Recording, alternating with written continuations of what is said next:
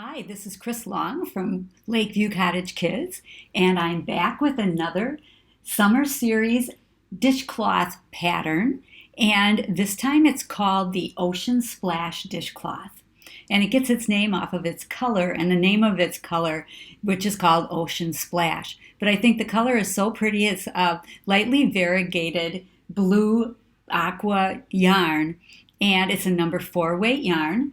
And I just wanted to show that this brand is Big Twist. I've used this in some of the other video tutorials, and you can get this at Joann's. And it is a lovely number 4 weight. I'm going to be using an H or a 5.00 millimeter crochet hook. I'll have a scissors and a tapestry needle, and that's all you need.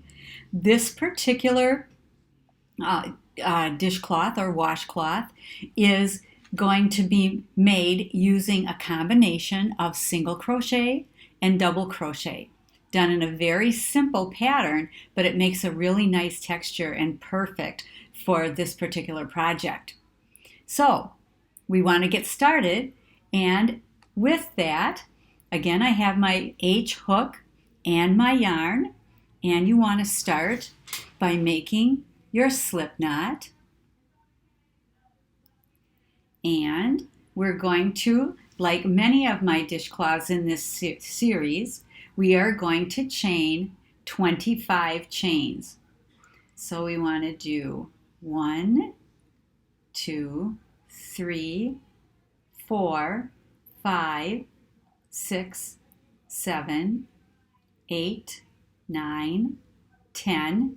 And as I always emphasize, try to make them as consistently the same as possible. Nothing too tight, nothing too loopy. And you can see they can't be totally perfectly exact, but you can get them pretty close. So there we did 10, and here's 11, 12, 13, 14, 15, 16, 17, 18, 19, 20, 21, 22, 23, 24, and 25. And there you go with your chains. And just to double check, I always recommend, even if you're totally positive you've got the right number of chains, it's better to catch it now if you don't than to get started and then have to pull things apart. So we'll count by twos: 2, 4, 6, 8, 10, 12, 14, 16, 18, 20, 22, 24, 25. And of course, we don't count the one that's on our hook. Now, as with almost every project, or at least in this series for sure, we are going to start with one row of single crochet. And we are going to skip the first chain right here and put our single crochet, our first one, in the second chain from the hook. So we do a single crochet in that second chain, and then a single crochet in each chain across. Now, because we have started in the second chain from the hook, we will have 24 stitches across. Get my yarn straightened out a little bit. And we want to go all the way across, and try your best, even with every project, not just this one, try not to split your yarn. And what I mean by that is you don't want to go into the fibers or into the strands of the yarn that aren't the main yarn. You don't want to break into that. That's called, or that's in the yarn. You don't want to cause that because it just looks messy. It doesn't look professional. So you don't want to split that yarn. So when you hear that word, that's what you're talking about. Going into the actual strands of the yarn rather than treating the strands all as one length of yarn.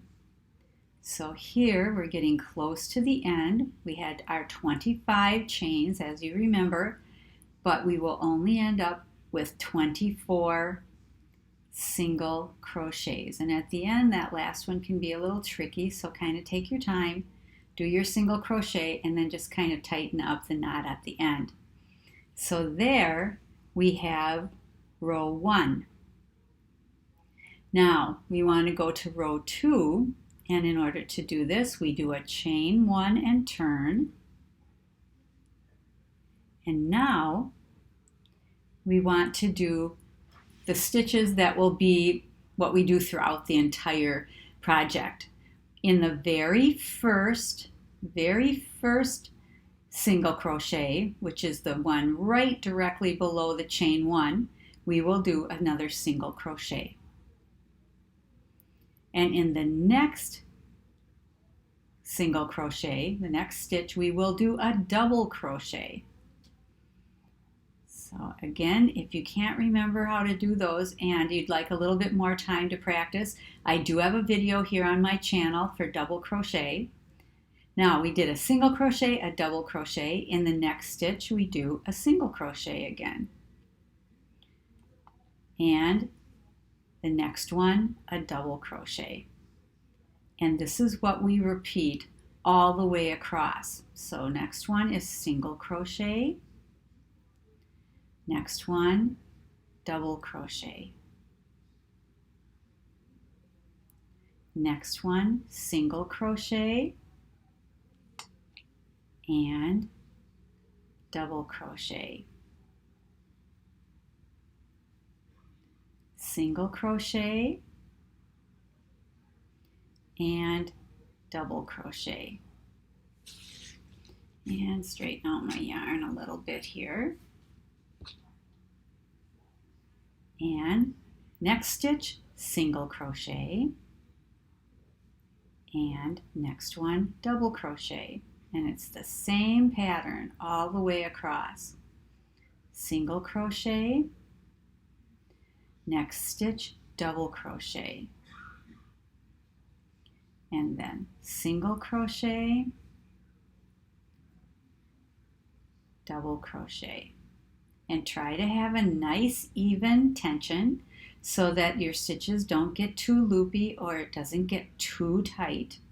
Should be easily made so that you don't have to really stress to get the hook into the opening, but it shouldn't be so floppy that it's hard to see what stitch you're actually working with. So again, single crochet and then double crochet, single crochet, double crochet, and then single crochet, and we end with our last stitch. And in order to see it, kind of flip it over so that you can see the stitch. It's these two, it looks like a V with two legs of the V, and go right underneath both. You can see that that's the last stitch, and it takes a little bit on this first row. We are actually ending with a double crochet, so don't get mixed up there at the end. And every row will go like that. Starts with a single crochet, ends with a double crochet. But there is our next row, our row 2. So we have completed row 2 of our single crochet, double crochet, repeat, and we then at the end did our chain 1 and turn. Now, row 3 is an exact repeat of row number 2, where we put our first single crochet in the first stitch right below the chain 1 and do a single crochet. In the next stitch, we do a double crochet. In the next stitch, single crochet. And again, row 3 is exactly like row number 2.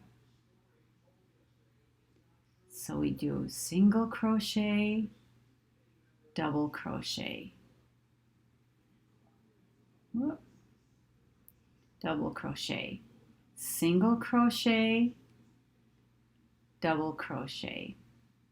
Now remember, we started with a chain 25, and then we started row 1 in the second chain from the hook. So then we had in that first row 24 single crochets, and every row from then on you'll have 24 stitches.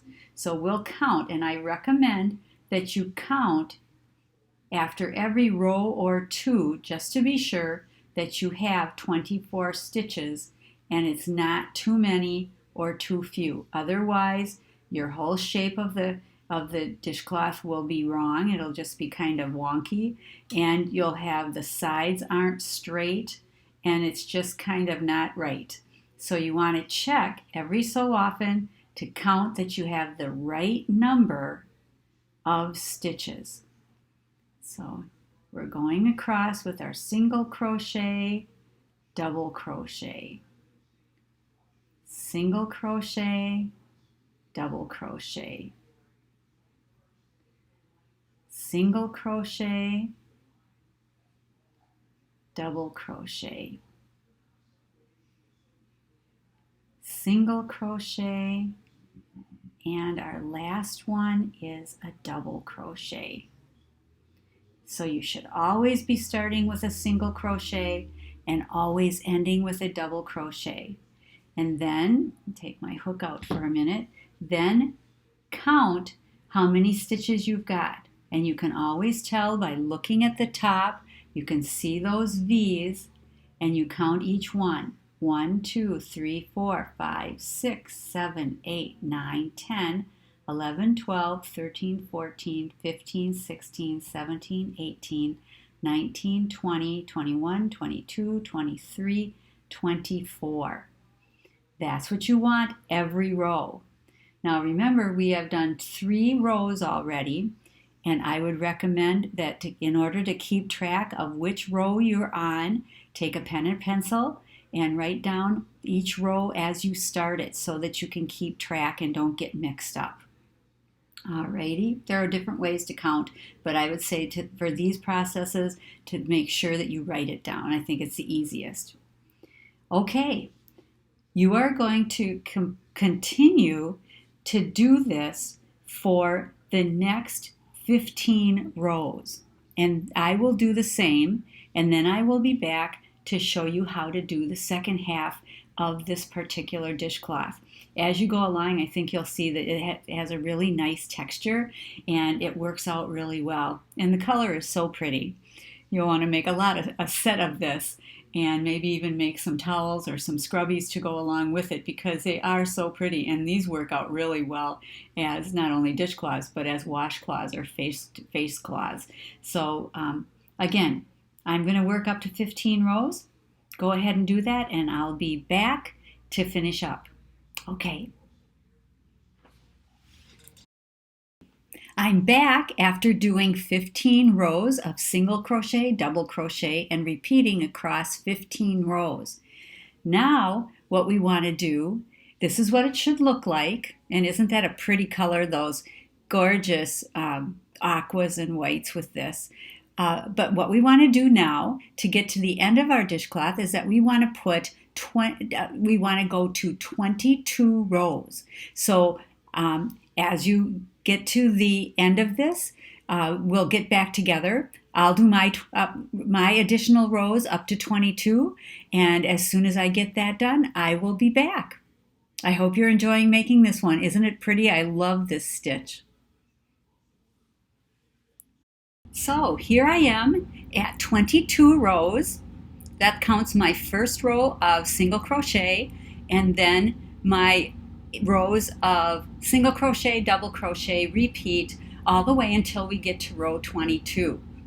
Now at the end here, I'm going to do 2 last rows. One is they're both very familiar, but what we're going to do is at the end of row 22, chain 1, turn, and do the exact same thing. So really, row 23 is the same as all the rest of the last rows you've been working on. So single crochet, double crochet.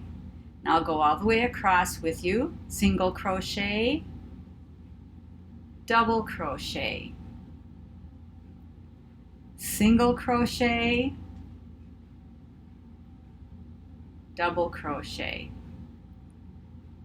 single crochet, double crochet. So again, this is such an easy pattern.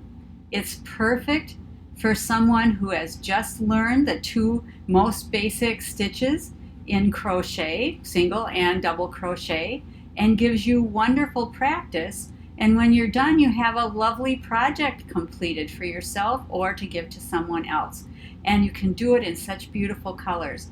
The cotton and cotton blend yarns come in such beautiful colors and color combinations that I think you'll really, really like it.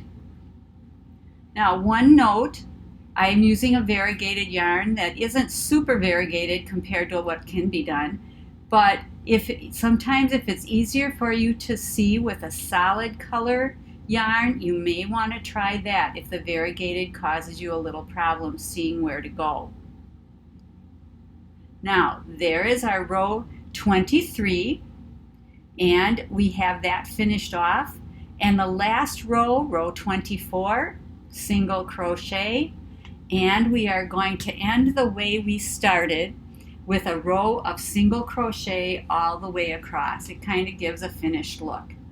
So again, single crochet in the first, and then in every stitch across the way.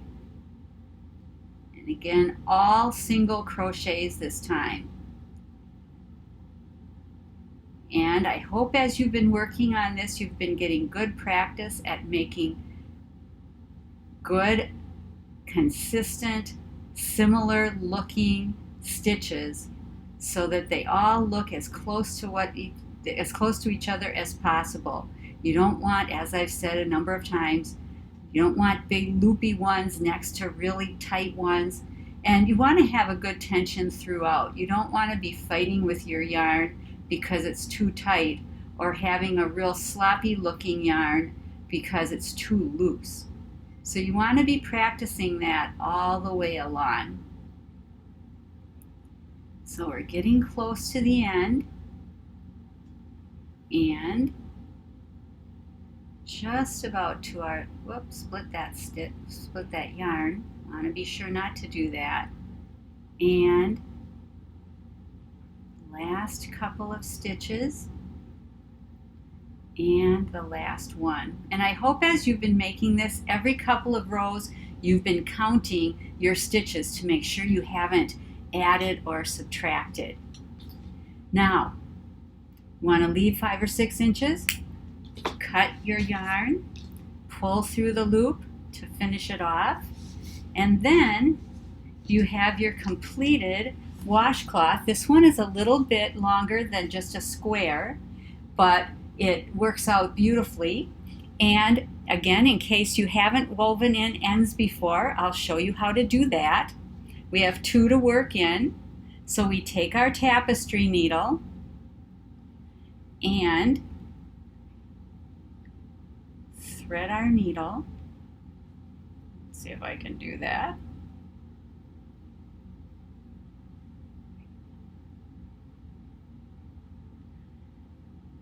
And what you want to do is just work through under a couple of stitches to start with, and then go under 1 or 2 till you kind of figure out how it feels best for you to do it, where you have the most control. And then just go for another 3 or 4 stitches, working that in, and kind of jump over here to the next row up, maybe to the next row above that, and just kind of come through a few of these. And again, it's good to leave 6 or 7 inches probably, otherwise it gets kind of hard to pull things through, just kind of like that. So I actually have enough, but the more you can weave it through 2 or 3 times is great, but that works out fine. But I left a little bit less than I like, but that works out. It should hold nicely. This one, I have maybe a little bit more yarn to work with, which is, I do like doing that. You can always cut it off at the end, which you do, but can't get any extra. So again, thread your needle just kind of this way and that, under 2 or 3 or 1 stitch this way, and you can kind of work your way up. There's no really any rhyme or reason to the pattern. I kind of split through, so I'll come back, and you can kind of work backwards. That's always good so that it can't undo itself. And this way, and we can come back down almost to the edge, and then kind of pull it, stretch it a little bit so it's not puckered, trim it off, and there you have it. And it makes such a pretty washcloth, dishcloth. You can use it as part of a spa kit to give to someone or for yourself, or use it in your kitchen, whatever you want to do. But it's beautiful, inexpensive. Cotton and cotton blend yarns are typically not super expensive. If you find super expensive, keep looking. You'll find some that's a little bit less. So anyway, that is our beautiful dishcloth. I hope you make a lot of them. I'd love to see any of your pictures at #Lakeview Cottage Kids on Instagram or Facebook. Put them in my Facebook group to display, or you can put them in the comments here under my YouTube video. So again, I hope you like it. I hope you try it out. The texture is really fun and they are beautiful. And learn a new stitch combination. Okay, take care. If you like what you saw, please subscribe and like my video and subscribe to my channel, and I'll see you in the next video. This is Chris Long, designer and CEO at Lakeview Cottage Kids. Bye.